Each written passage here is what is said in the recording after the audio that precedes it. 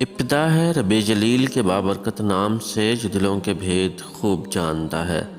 دیکھتی آنکھوں سنتے کانوں صابری میاں کا سلام پہنچے۔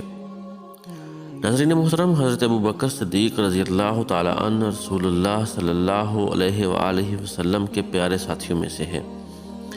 آپ رضی اللہ تعالیٰ عنہ نے کٹھن موقعوں اور مشکل مرحلوں میں رسول اللہ صلی اللہ علیہ وآلہ وسلم کا جی بھر کر ساتھ دیا اور اپنا سارا مال حضور صلی اللہ علیہ وآلہ وسلم کے قدموں میں نشاور کر دیا۔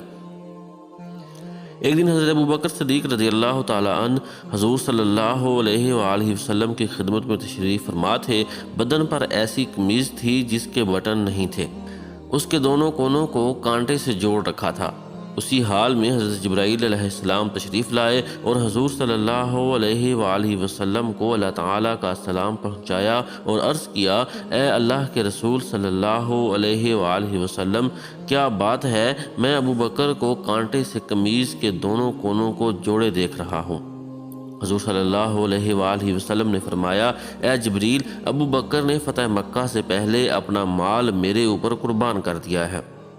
حضرت جبریل نے فرمایا، ان سے بھی اللہ تعالیٰ کا سلام کہہ دیجئے اور یہ بھی کہہ دیجئے کہ تمہارا رب تم سے پوچھ رہا ہے کہ تم فقیری کی اس حالت میں مجھ سے راضی ہو۔ حضور صلی اللہ علیہ وآلہ وسلم نے حضرت ابوبکر صدیق رضی اللہ تعالیٰ عنہ کی طرف متوجہ ہوئے اور فرمایا، جبریل تمہارے پاس اللہ تعالیٰ کا سلام لائے ہیں اور فرماتے ہیں کہ اللہ تعالیٰ پوچھ رہے ہیں کہ کیا تم اس فقر اور غریبی کی حالت میں مجھ سے راضی ہو؟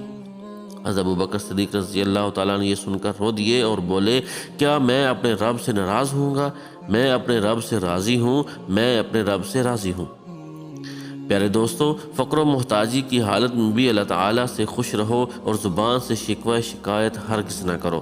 تنگ دستی کی حالت میں اگر بندہ نیک اعمال کرتا رہے اور اللہ تعالیٰ کی اطاعت میں لگا رہے تو پھٹے پرانے کپڑوں اور غبار آلود بدن ہونے کے باوجود اللہ تعالیٰ اس سے راضی ہو جاتا ہے۔ اور اگر مال و دولت کی ریل پیل ہو، عمدہ کپڑے، اعلیٰ قسم کی گاڑیاں اور عالی شان محل ہوں، لیکن زندگی میں اللہ تعالیٰ کی اطاعت نہ ہو تو ساری چیزیں ہونے کے باوجود بیکار ہے۔